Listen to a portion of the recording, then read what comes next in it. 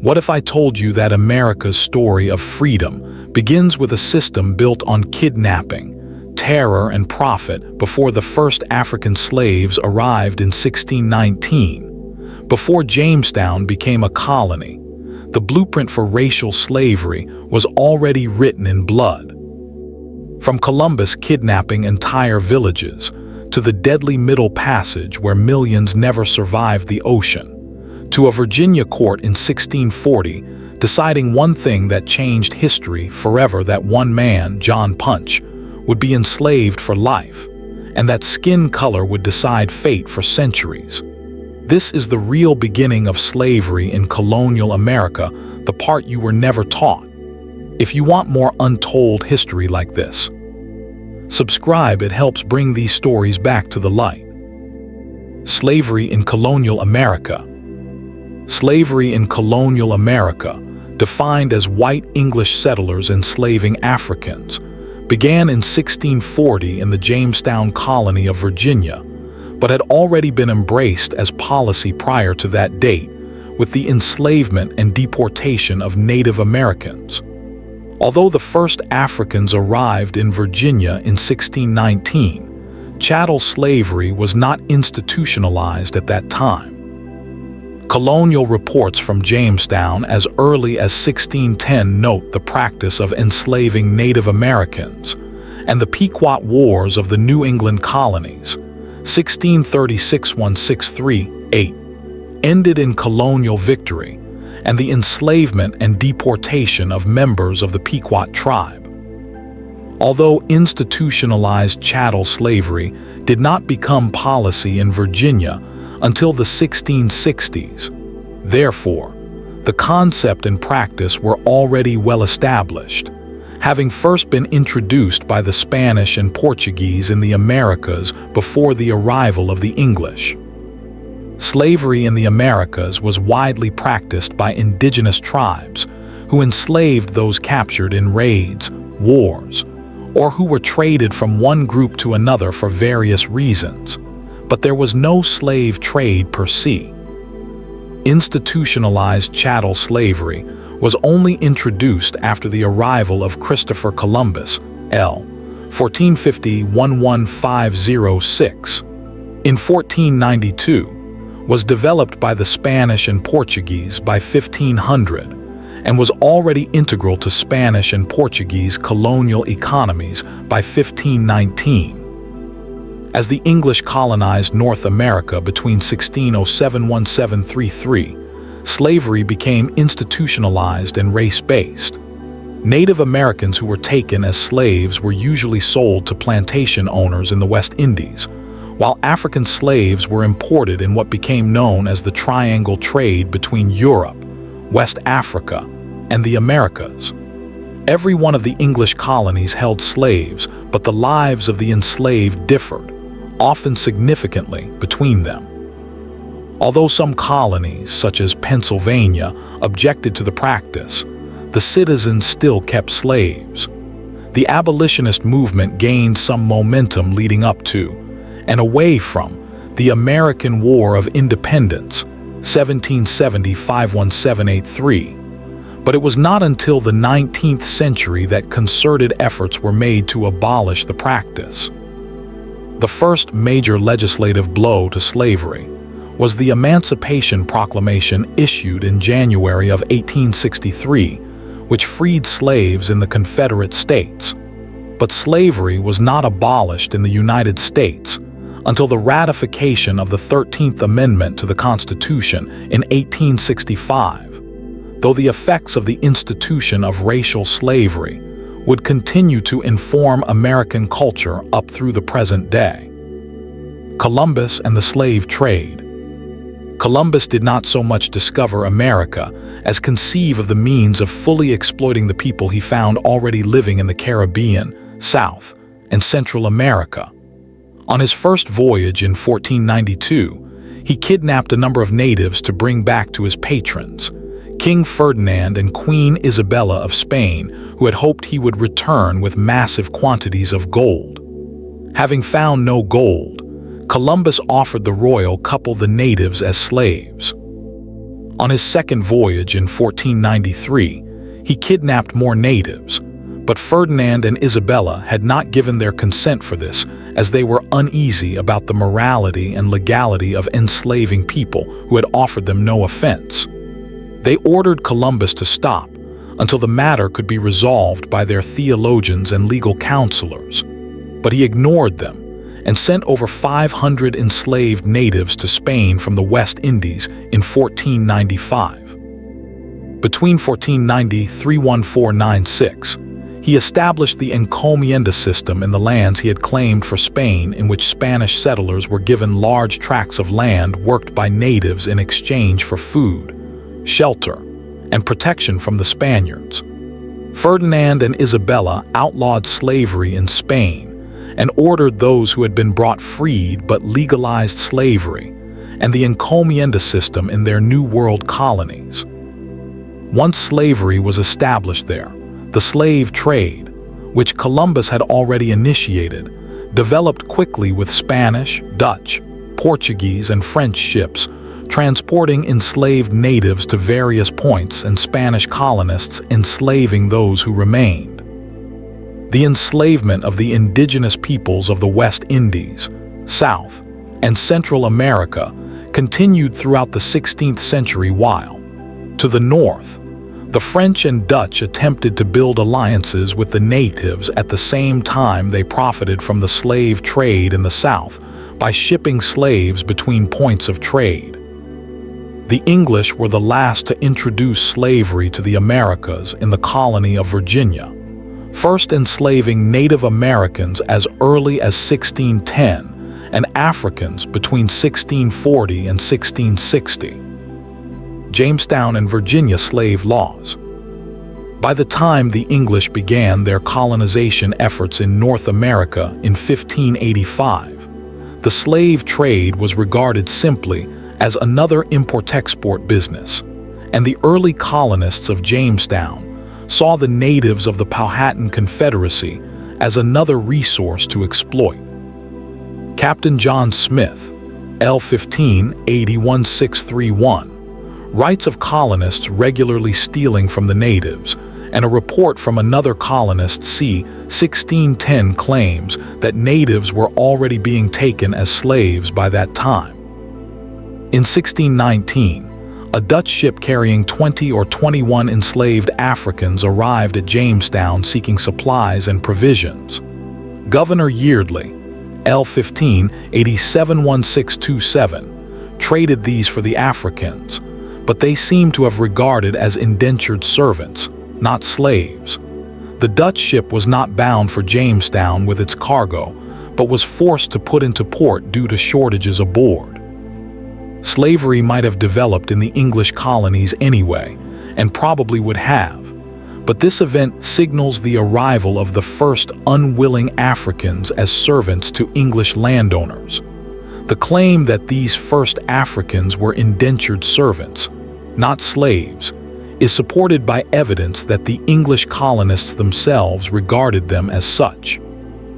Although the Africans were purchased from the Dutch ship for the necessary supplies, they were not then enslaved by Yeardley, but worked for between 4–7 years, and then given their own land to farm in accordance with the policy of indentured servitude. One of these, later known as Anthony Johnson, is listed in the census prior to 1640 as a freeman, and had purchased a slave of his own named John Cassar. This policy changed in 1640, when a black indentured servant named John Punch objected to the treatment he received from his master and left service in the company of 2 white servants. When the 3 were caught and returned to their master, the 2 whites had their terms of servitude extended by 4 years, while Punch was condemned to lifelong servitude. Many scholars cite the Punch event as the beginning of institutionalized slavery in the English colonies. Virginia colony passed laws restricting the rights of Africans after 1640, and especially during the 1660s, when slavery became fully institutionalized. New England and Middle colonies. While Jamestown and the Virginia colonies were developing to the south, the New England colonies were established. Plymouth Colony was founded in 1620, and Massachusetts Bay Colony in 1630, with other New England colonies then springing up from the latter. The first record of Native American enslavement appears after the Pequot War, when many of the defeated natives were sold as slaves to plantations in the West Indies. Massachusetts Bay Colony passed the first laws regarding slavery in 1641, defining justified enslavement as applying to those who were taken captive in war, convicted of a crime, and enslaved as punishment, or as foreigners to the community, already enslaved by others, who were sold to colonists in New England. Although the New England colonies and middle colonies are not usually associated with slavery, they all kept slaves to greater or lesser degrees. By 1703, New York City's slave population made up 42% of the whole, and a slave market operated on the East River on Wall Street. New York also passed one of the first laws setting the death penalty for slaves who rose against or murdered their masters. Pennsylvania, the only English colony to condemn slavery, still practiced it. A petition against slavery, drafted by Quakers in 1688 and submitted to the colonial government, was filed and then forgotten until the mid-19th century. Massachusetts Bay took the lead in profiting from the slave trade, initially by shipping salted fish to plantations in the West Indies to feed their slaves, and then by importing Africans as slaves from elsewhere to be sold in New England slave markets. This practice was considered legal as these people had already been enslaved by others and were only being purchased by New Englanders. It ignored, however, the fact that the market the colonies created encouraged those others to enslave and transport more and more Africans via the route known as the Triangle Trade. The Triangle Trade and Middle Passage. The Triangle Trade was a cyclical exchange of goods and human beings between Europe, West Africa, and the Americas, and enabled the transatlantic slave trade. Colonists exported raw goods to Britain, where they were processed into finished goods and traded with West Africa, which then sent slaves to the English colonies. Those who were taken as slaves in Africa were forced to endure the Middle Passage, the trip from Africa to North America, loaded below decks as cargo and packed as tightly as possible for maximum profit, especially since over half were expected to die before reaching their destination. Scholar Oscar Rios elaborates, if 18 million left Africa during the trading period, then perhaps 6 million died. Lord Palmerston, who opposed the slave trade, believed that of every 3 blacks taken from the interior, 1 reached America. According to the tables kept by the Board of Trade between 1680 and 1688, the Africa Company shipped out 783 pieces of merchandise and delivered 46,394, a loss of 23%. In business terms, this was a loss of principal. These slaves were paid for in Africa, and failure to deliver them for sale at their destination was a serious loss. To make up for that loss, the captains packed as many people as possible into the holds of their ships. Rios continues, they were forced to lie spoon fashion on their sides to conserve space. A fully grown male received 18 inches width by 6 feet of length. Women received 5 feet 10 inches of length by 16 inches, boys 5 feet by 14 inches, and girls 4 feet, 6 inches by 12 inches. Lord Palmerston commented that they had less room than a corpse in a coffin. Crowding was so intense that the British Parliament passed a law restricting the numbers of slaves to no more than 5 slaves per 3-ton capacity in a ship of 200 tons. Like so much unpopular legislation, this was not obeyed by the ship's captains.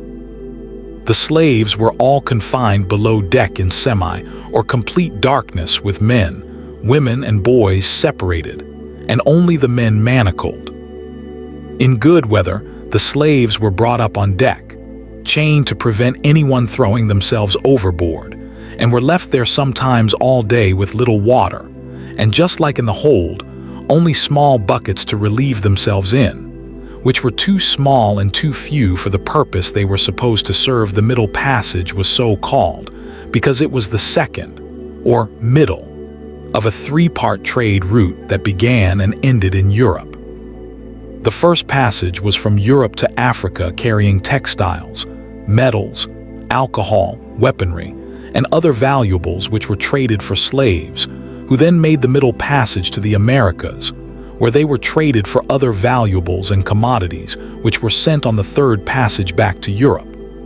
The triangle trade was in full operation between the early 16th through the mid-19th century, and the majority of the slaves brought to North America went to the southern colonies.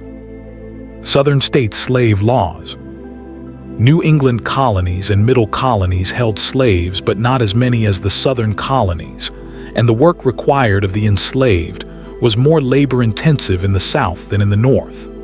Large southern tobacco, rice, and cotton plantations came to rely heavily on slave labor, while smaller farms in the North, typically worked by a farmer and his family, did not require slave labor, at least not to so great a degree. While slaves in the New England and middle colonies primarily worked the ports, loading and unloading ships, those in the South largely worked the fields of the plantations. Slavery in the southern colonies followed the model established by the English colony of Barbados. Scholar Alan Taylor notes, because English law provided no precedents for managing a system of racial slavery, the Barbadians had to develop their own slave code, which they systematized in 1661. The Barbadian Code became the model for those adopted elsewhere in the English colonies, particularly Jamaica, 1664, and Carolina, 1696, which both originated as offshoots from Barbados. The code mandated no slave could leave their plantation without written permission by his or her owner. Slaves could not play musical instruments, beat drums, sound horns, or make loud noises that could signal rebellion.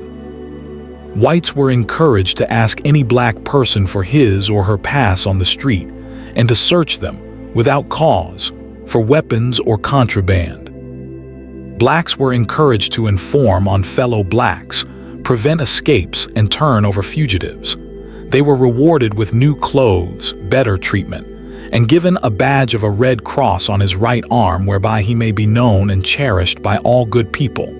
Taylor, 213. The slave codes of the West Indies were instituted because of the deep-seated fear of the whites that their slaves would revolt and kill them. By 1660, non-white slaves outnumbered free whites in Barbados 27,000 to 26,000, and the numbers in the southern colonies of Virginia, Maryland, Carolina, later North and South Carolina, and Georgia eventually showed similar percentages. Taylor comments the planters unwittingly paid psychological, social, and demographic costs for adopting the West Indian slave system, and they freely shared those costs with poor whites who owned no slaves.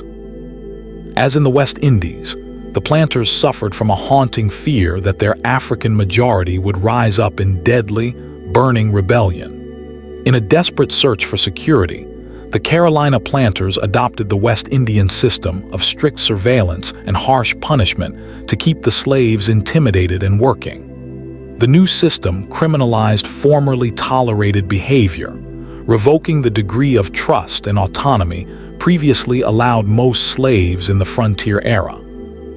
Slaves who were accused of fomenting rebellion were hanged or burned at the stake, often on little to no evidence of their guilt. The fear was fueled not only by the knowledge that the white population had enslaved and dehumanized the black populations of the region, but by the memory of two early rebellions by the servant class in Virginia. The Gloucester County Conspiracy of 1663 ended before it began when it was betrayed by another servant, but Bacon's Rebellion of 1676 united black and white indentured servants and slaves, resulting in the burning of Jamestown. In spite of the repressive measures of the southern colonies toward the black population, revolts did break out. The Stono Rebellion of 1739, also known as Cotto's Rebellion or Cotto's Conspiracy, in South Carolina was the largest slave revolt launched in the 13 colonies. Led by a slave named Cotto, also known as Jimmy, 22 slaves under his command gathered at the Stono River on Sunday, 9 September 1739, raided a warehouse for weapons, and then marched toward the safety of Spanish St. Augustine, Florida, where they would be free. The slaves attacked and killed white masters, and their group swelled to at least 100 before the militia counterattacked. 2328 white colonists and at least 47 blacks were killed in the uprising and the battle between the rebels and militia. Afterwards, more slaves were hanged, and executions went on, with little recourse to any legal proceedings, through the rest of the year. Conclusion. When the American War of Independence broke out in 1775, many slaves hoped they would be granted freedom, since words like liberty and justice and phrases regarding an end to oppression were frequently heard from white masters. Some black slaves served in the Continental Army in place of their masters in return for their freedom, but when the war ended, slavery was still in place in the colonies.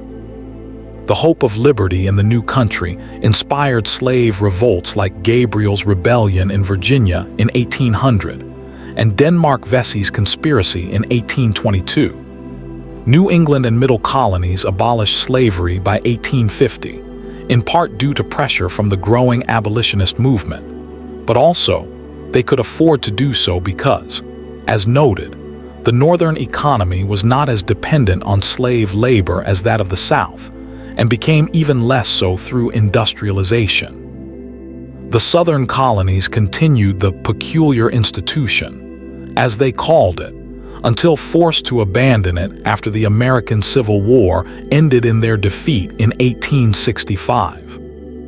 The 13th Amendment abolished slavery in the United States and freed the slaves, but the systemic racism the institution had engendered did not simply vanish away. African Americans in the United States have experienced a very different America than the one lauded in song as the land of the free and the home of the brave, and continue to do so in the present when the specter of racialized slavery manifests itself in unequal medical care, opportunities, and justice before the law for the descendants of those brought as slaves to the colonies by people claiming to have founded a land based on the concept of freedom for all.